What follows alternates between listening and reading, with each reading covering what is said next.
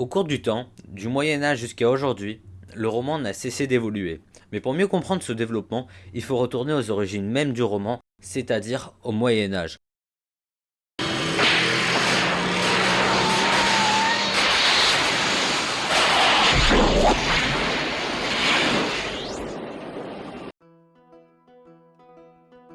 Tout d'abord, le mot roman vient du latin romanus, qui signifie romain.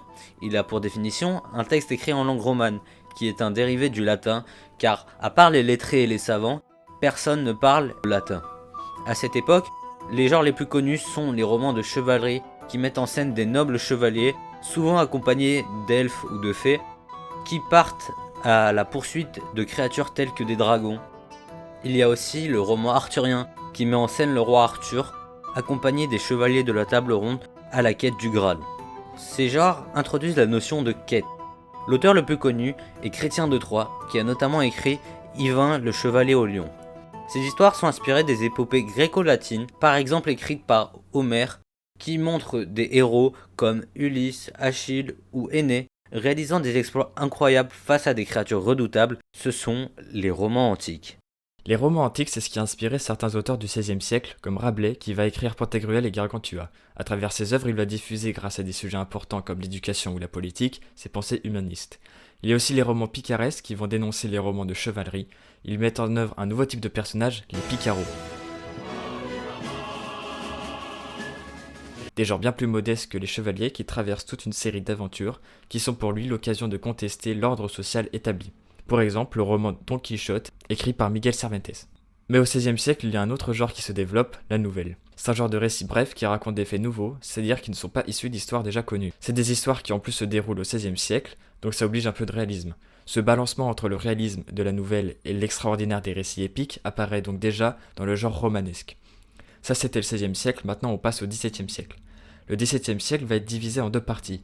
Durant la première, c'est le style baroque qui domine avec les romans héroïques, décrivant les actions hors du commun réalisées par des héros aux sentiments nobles et purs, qui sont généralement longs, ou autrement dit les romans fleuves, avec plein de péripéties, très longs, avec des histoires dans les histoires. Ensuite, on va avoir des romans qui se basent sur les amours contrariés des bergers qui s'aiment, se trompent et vont mettre à l'épreuve l'amour de l'autre. C'est les romans pastoraux. Pour exemple, on peut prendre le livre d'Honoré d'Urfé, L'Astrée. Le baroque va disparaître pour laisser place au classicisme, avec les romans classiques, des romans avec des histoires bien plus brèves et plus vraisemblables, qui parlent de la vie privée et des sentiments des gens normaux. Le roman classique se situe dans un cadre contemporain et moderne.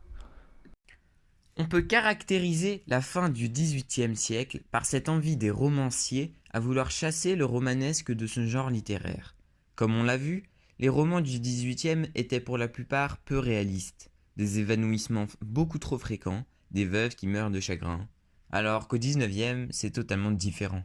On appelle le XIXe siècle le siècle du réalisme et du naturalisme. À quoi ça sert? Ça veut dire quoi ça? Pourquoi c'est comme ça? C'est où? C'est qui lui? Un jour, une question. Mais c'est quoi le réalisme? Comme son nom l'indique, les romans du réalisme ont pour objectif de représenter le monde en s'intéressant à la vie quotidienne, sociale ou politique. Les descriptions y sont très précises pour correspondre au mieux à la réalité.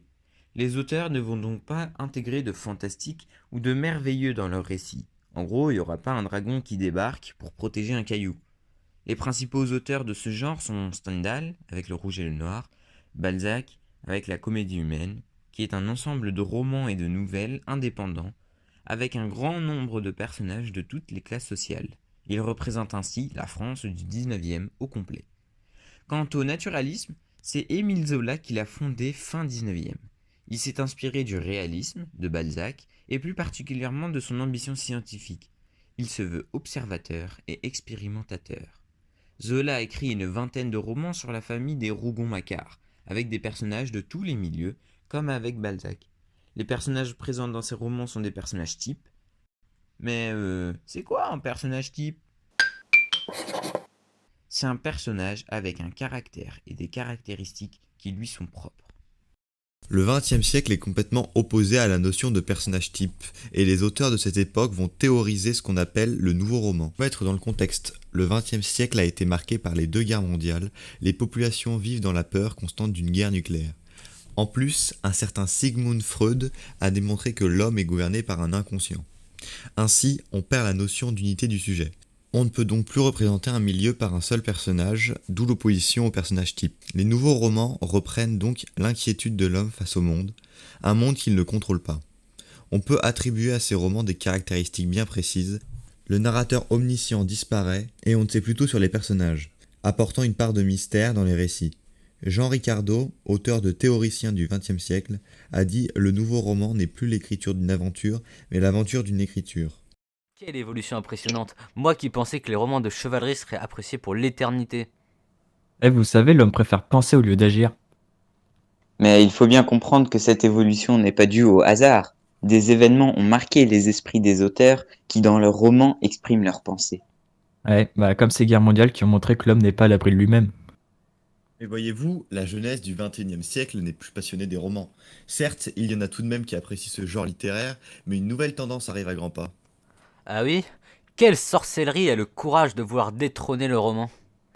Eh bien, ce sont ces romans graphiques, par exemple les mangas qui viennent tout droit du Japon, ou bien encore les BD.